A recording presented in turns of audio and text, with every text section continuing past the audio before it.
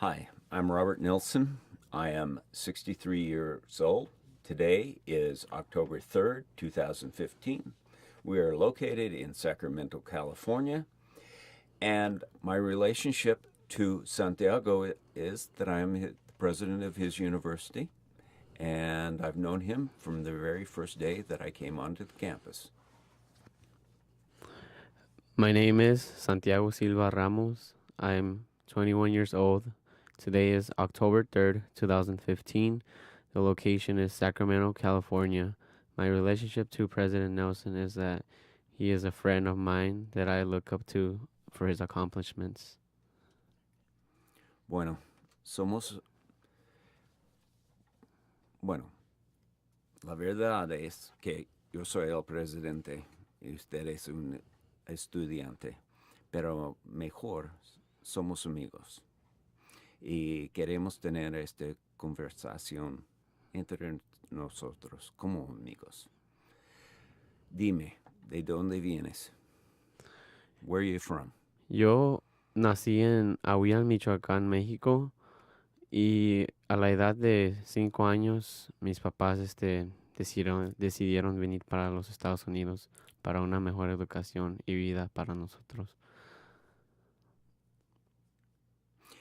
Y dime de sus padres. Talk about your parents to me. Tell me about the sacrifices that they're making for you so that you can be the first de irse al colegio.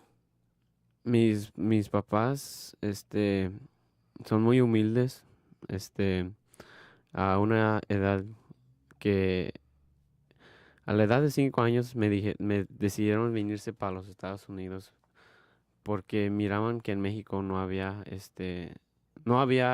un futuro para nosotros.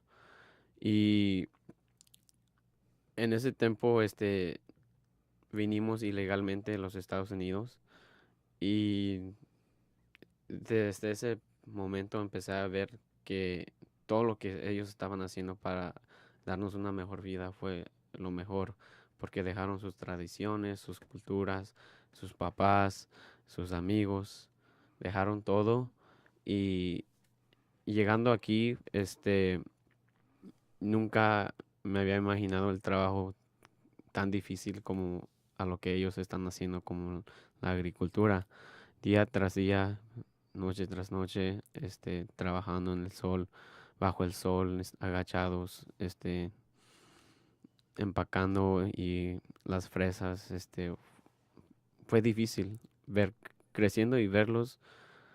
Nunca yo me había imaginado que ellos lo harían por varios años para darnos comida, techo, un hogar donde pudiéramos ser familia. Y por esa razón estoy muy agradecido por lo que ellos están haciendo hasta este momento, que me están dando la oportunidad de ir a la Universidad de Sacramento y que ellos sigan trabajando a la edad que tienen. Es simplemente algo maravilloso para mí. ¿Cuántos años tienen? Mi, How old are they? mi papá tiene 49 y mi mamá tiene 47. Y todavía están trabajando. Todavía están trabajando hasta ahorita porque me quieren ayudar económicamente porque ellos no lo pueden hacer con el dinero que ganan. Así que trabajando en el field puedo agarrar la ayuda de la financiera para poder pagar mis colegiaturas. Y estoy muy agradecido porque me falta poco tiempo para graduarme y ya no, Ojalá. ojalá, y Por ya no te... supuesto, you better graduate, let me tell you.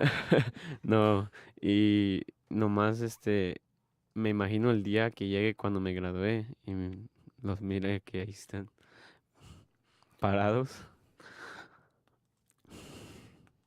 It's going to be a marvelous day. I can't wait to see you walk across the stage, to be there with me, and then you and I will go out together It's with your parents.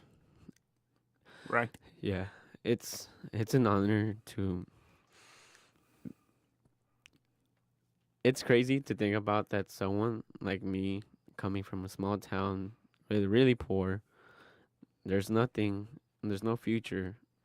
And little by little, growing up, realizing my surroundings, r- kind of realizing how my older siblings dropped out and took upon that and saw how their lives were turning out. At a young age, I started like, you know, realizing like, wow, like this is not what I want. But I never did I ever thought about myself like, oh, I'm gonna go to school to make money to do this for myself, this and that.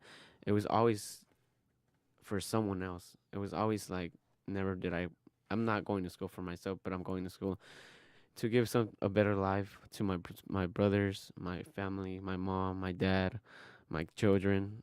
I want to give them the life that I never had. I want to be able to provide that for them, that that child part that I never had, you know, cuz being a kid, I was never like a normal kid. I was always judged on because of my language that I speak, which is purepecha. I felt like I was always laughter, but at the same time, my Yeah, parent, you don't even. Spanish is a second language. English is a third language. yeah. Talk about your first language for a second. Um, yo hablo el idioma indígena de, se llama, es conocido como tarasco o purépecha. Es este, es un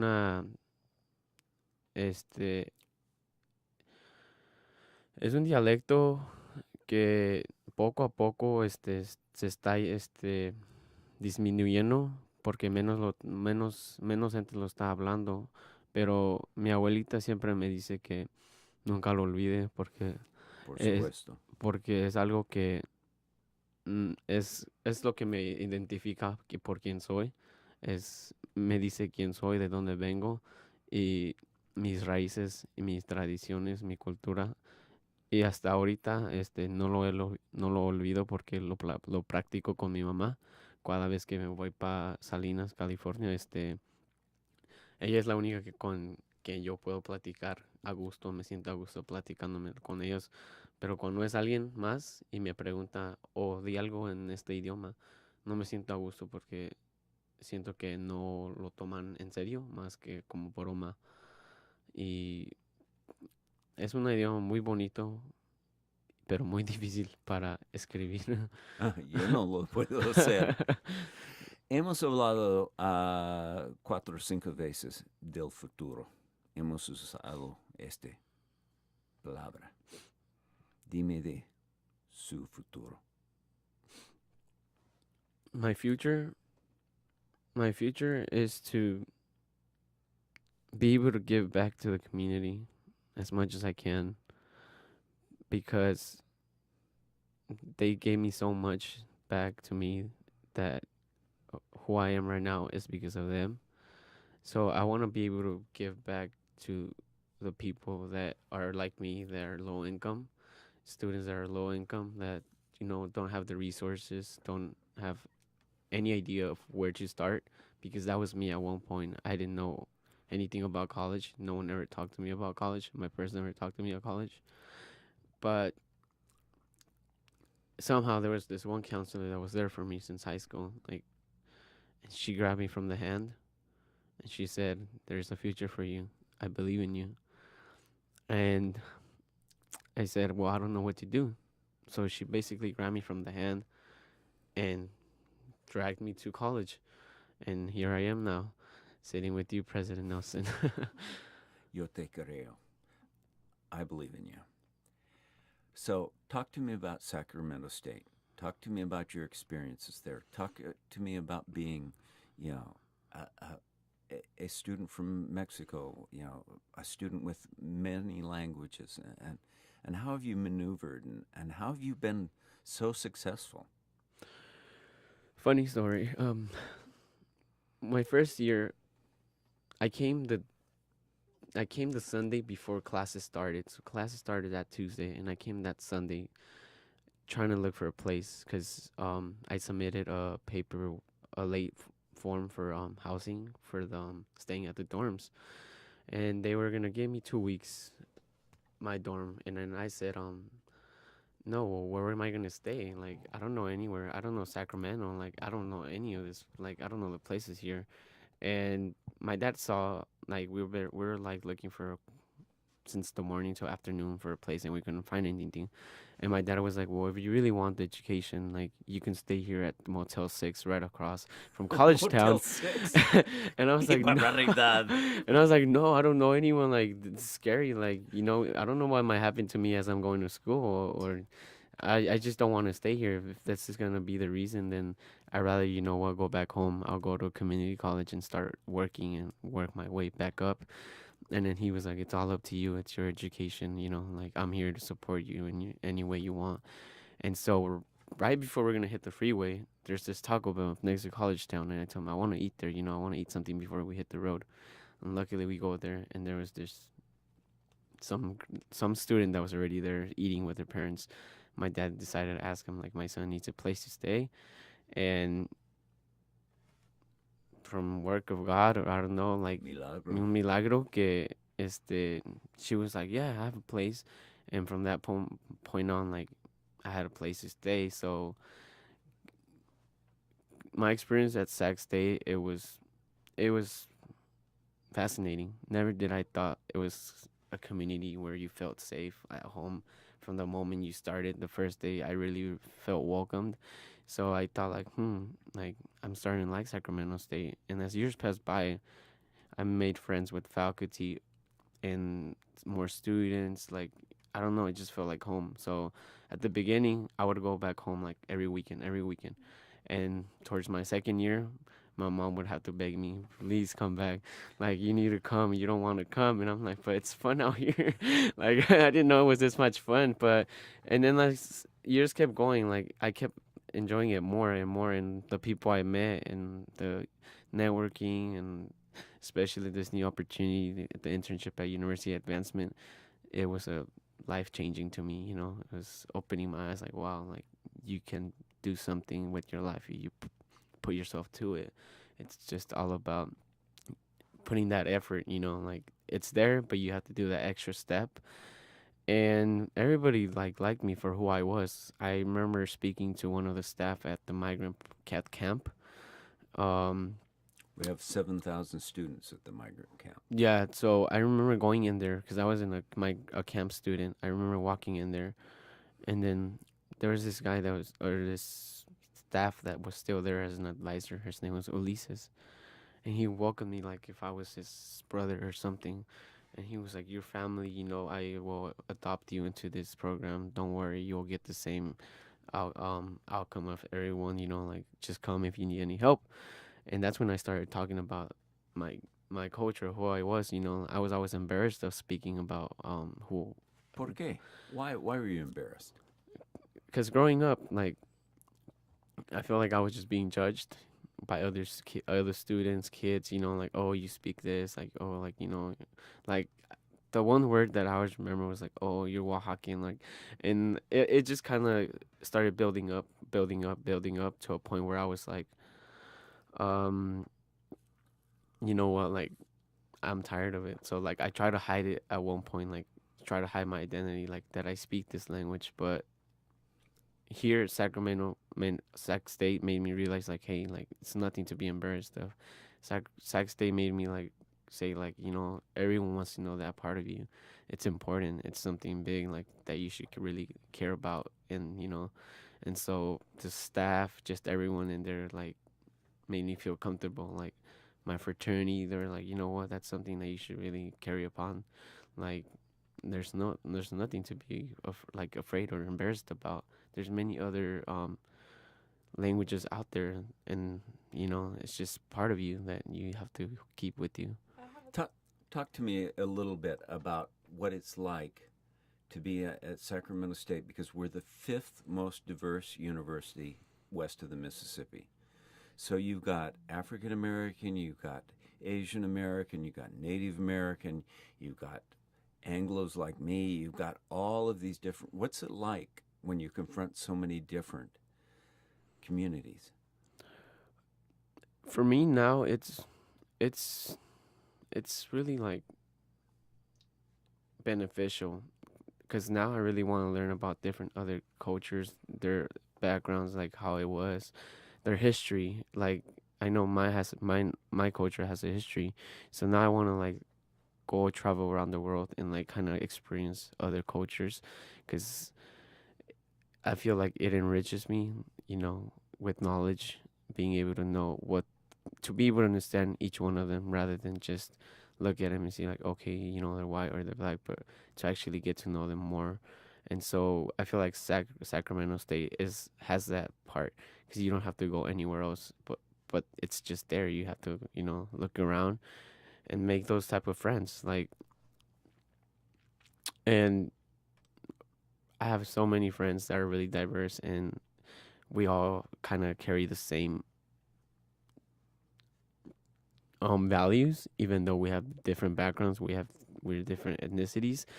It was where I realized it was that camp trip I took for RPTA with 34, the outdoor experience, where it was really a diverse class. And at that campfire, we were up all night talking about each other and realizing how our lives are so similar, even though we're like seas apart or miles apart. That we're just the same. It's just that the looks that kind of distinguish us, but everything else, I just feel like it was. It's just a great. I don't know. I like meeting new people. I'm a really social person, so one thing I want to do is get to travel around and get to explore different cultures and, you know, live with it, like walk in their shoes, and because there's so much things to see out there that can be a great impact. Can you explain what it is to be a migrant camp student, or what that program is in the school? Um, El programa camp is for those students that have families, parents that are working in the fields, any type of field work in the agriculture, and that are sometimes first generation students, mostly first generation Almost students. all. That it's a program where it helps them kind of feel feel like it gives them resources to stay in school, and like it motivates them, and then like provides them like with different resources that they can't get if they weren't in it, because most of the times our dropouts tend to drop out because they don't have any resources, and they don't know They don't what's their have they homes. don't have. They're staying someplace else. They're moving from one place to another place, and camp gives them a home. It gives them Yeah, a place to where they can do it. It's a federally funded group. Sometimes the federal government does the right thing. Camp's the right thing. yeah, because it's every semester, every year they get like around 50 students, and those 50 students is they're like family, because they attend classes that it's mainly for them, so they get close, they get really close enough that that's their kicking spot, because that's just a home for them. They have everything there. They have computer labs, they have tutors, they have snacks, foods, whatever they need. That's where their home is. We have 50 students in the cohort that we bring in. During the summer, we bring in about 7,000 overall students that are all throughout the valley picking, whether it's what sorts of vegetables and fruits are they picking right now? Do you know? In Here in the valley right now. What are they um harvesting? they're harvesting lettuce, strawberries, any like raspberries, blackberries. Have you worked in the fields with them and have you harvested with them? I worked in the fields myself. Yes, I worked for Hurts, doesn't it? 2 seasons. Well, me being young, I mean, it was not really like a hassle. It was more like fun, because I'm really competitive, and for me, it was fun to, you know, like just show up, no experience, and being one of the top pickers.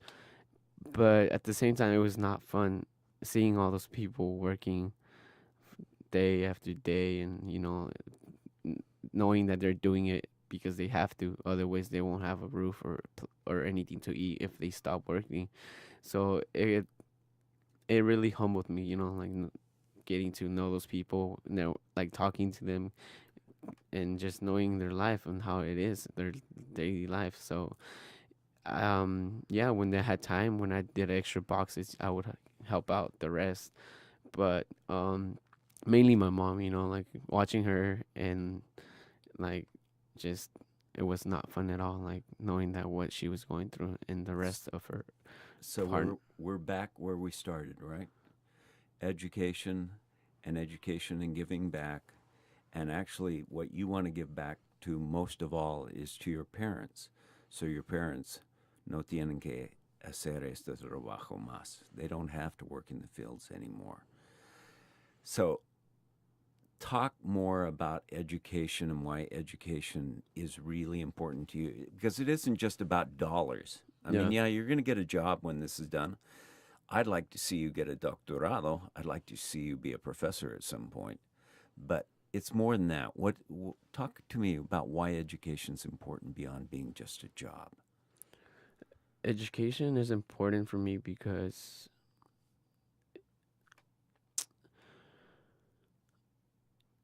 like you mentioned, I'm never thought like it was I'm not doing it for the money. It's more for like making my parents proud because they've worked so hard. They've done basically, I mean, my parents tell me that they always wanted to go to school, but they couldn't because they didn't have the resources. Their parents didn't have the money that they needed to buy them for like uniforms and books. So even though they were hungry for education, they couldn't for the fact that there was no money for them to spend on. And so for me, it's it's an honor to go to school and get educated because I'm living their dream, and there's nothing else that possibly that I can do to make them happy. Because my dad just keeps pointing it out every time I go see him, how proud he is, being the first person from his side and my mom's side to ever go to college. And my family's big, and it just kind of hit me that I realized like, wow, I am like the only one out of hundreds of my cousins that are out there, and only I decided to take upon this step. So for me, education is like I want to be that. I want my cousins to look up to me as like, we can do it. If he can do it, I can do it. Like, so I want to be their motivator. I want them to. Okay, but talk to me como un cuñado. Talk to me as if I'm one of your cousins. Tell me what I should be doing so that I can get to where you got. You should you should just really you know any opportunity you find out there, any opportunity someone provides you, take it. If they tell you like, I have this for you, like, and you have like, I believe in you, like, there's this work for you, or there's this opportunity for doing this community service, or anything that has to do with that pertains to school, just take that opportunity because you never know who you meet there. But also find resources. If like a counselor in your high school doesn't want to like help you out, you go talk to another counselor, because if they close one door, there's hundreds of other doors that are open. And I learned that the hard way. And just look for resources. I mean, yeah, there will be some type of guidance that you receive, but it's never wrong to say like, I need more information. So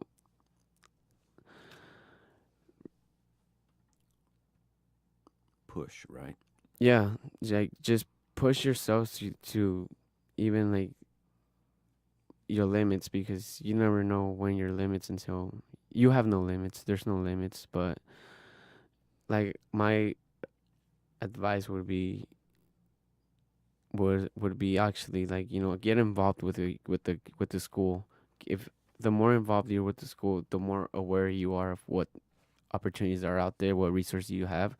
Because school, like I see school as my home, because that's where I'm 24/7 basically. Somos familia. Yeah, and so all you need is just to look around and see who is that person that's there to help you. Because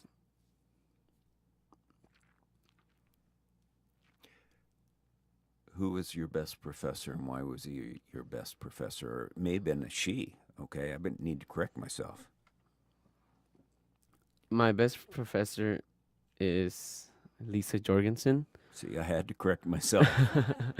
She's a RVTA professor, and the reason she's my best professor is because she's the one that influenced me to change my major to RPTA, Recreational Parks and Tourism Administration. I was Before I was a business major, but until the day I took one of her classes, she just motivated me the way she lectured. She had the class like going. She had everyone just participating, and then like the things she talked about made me realize like, wow, there's such thing, like there's such major like that can lead into those type of jobs.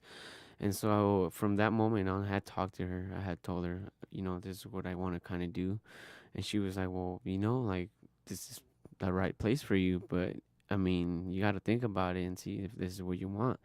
And I was like, no, there's no time to think about nothing. I need to know where I can go and, drop my major and add this one on. And as soon as I found how to do it, I did it right away. And because of this major, I'm doing things that I never expected to do. And every day I just do something new within the major, my major, or within the classes that's just like, wow, like never would I thought that this would lead me into such great opportunities and experiences. We are still talking about the future, and you're creating a future for yourself. Where do you see yourself 10 years from now? Where do you see yourself 20 years from now? I see myself in 10 years having a family, having the job I dreamed of, um still giving back to the community, hopefully here at Sacramento, because I fell in love so much with the city that I don't want to leave no more. So yeah, I see in 10 years I see myself like establishing a home with my family. In 20 years I see myself uh if I decide to stay here, maybe here, but in 20 years, I see myself being a counselor at high school and being that advisor to those seniors that need that help, that need those resources, that extra push that I was given to once. So I want to be able to be that counselor, like my counselor, Yolanda Campos. She's a counselor at Everett Alvarez High School in Salinas, California. So I really want to thank her so much for everything she's done for me up till this day. I still have, whenever I have time to go visit her, I go and thank her and talk to her about my accomplishments and what I have been doing up lately. And she's so proud of me, and I can't thank any other person than her for getting me to where I am right now. So you want to make a difference by giving back in the same way that people have given back to you, and really being there to support them. How important is that for you as an immigrant to give back to other people that are also immigrants? It is really, really important to me to give back to my people, because I could have been one of many of those students that don't have an opportunity to go to college or even get an education in middle school, elementary, some type of education that, all they do was like at the end of the day they just end up getting married at a young age, start having kids at a young age and struggle to life. I want to be able to change that for them, give them like show them the other side of like show them like the good side, like where you can actually do something, eh, be a good impact to the community, but give back. I just it's really more like they're my family. I see them as my family, and I feel like it is my obligation to really like help them out, because there's so many students out there or kids that need some type of the way I see myself is I look back at Cesar Chavez and everything he has done for the people, and I tell myself like one day I will be like Cesar Chavez and I will Sí lead se puede. I will lead a large amount of students, and I will like make sure that they walk with me through the path of success. And so I look up to Cesar Chavez every time. He's really known out there in the valleys for helping the migrant and agricultural farm workers.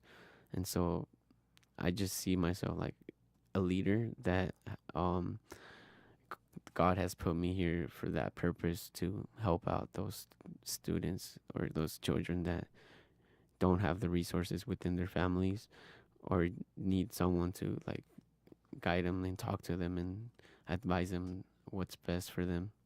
So Cesar Chavez is one of your heroes. Do you have other heroes? I know your parents are your heroes. Yeah, you, President Nelson, you're a hero that I look up to. You're a really humble person, and just every time I have a chance to talk to you, it humbles me upon myself to, take that lead. And you're just a great person. I mean, everyone talks about you on campus and how great you are. And so Enough of that. Okay. What other heroes? um, other heroes that I would think about. I would. I actually do have a question. I mean, you could just finish. Su abuelo or su abuela?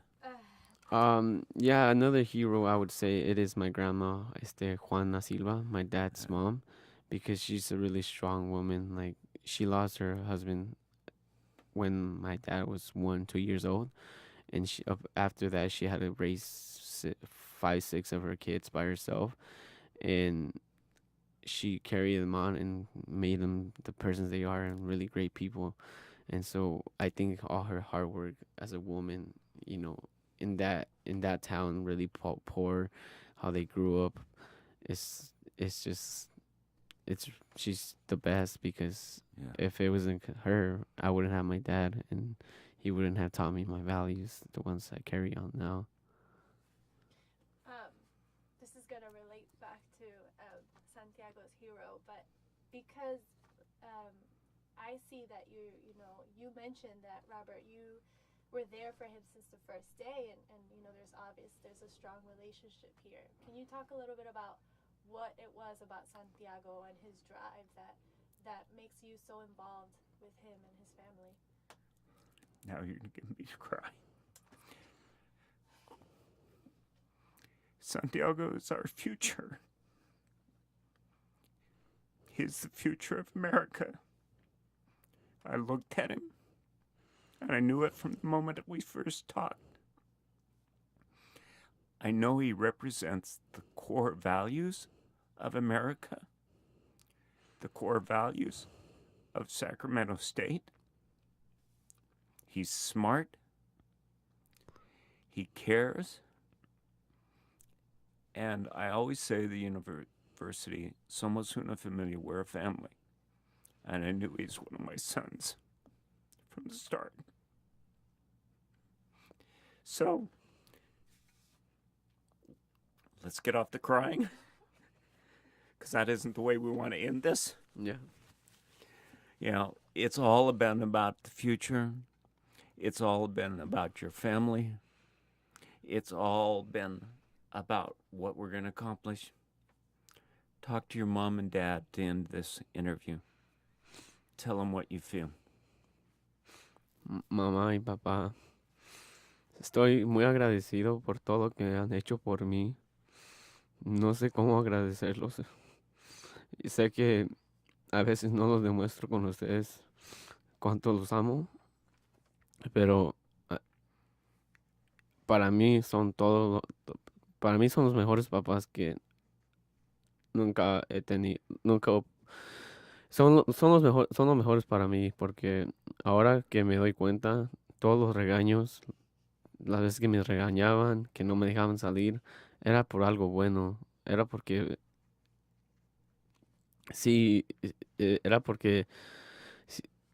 se preocupaban por mí, por mi salud, por lo que me pasara en la calle. Así que gracias a todos sus regaños, pude reconocer que la escuela es lo mejor, es el futuro. Y gracias por seguir motivándome, gracias por seguir trabajando en el field para que para que puedan pagar por mi colegiatura, y gracias por todo lo que están haciendo hasta este momento.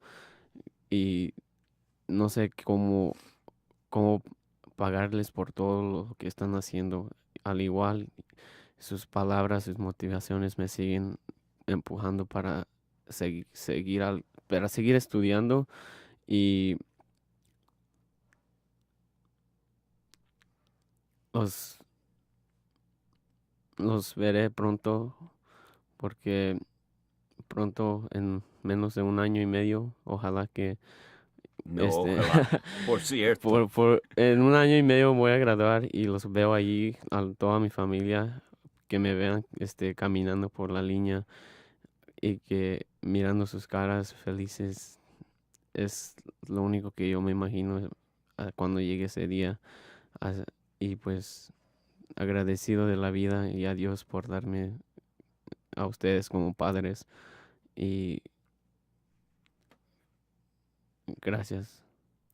Bueno, ahora seguimos adelante, ¿no? Juntos.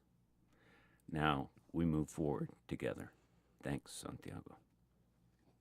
Thank you, President Nelson. It is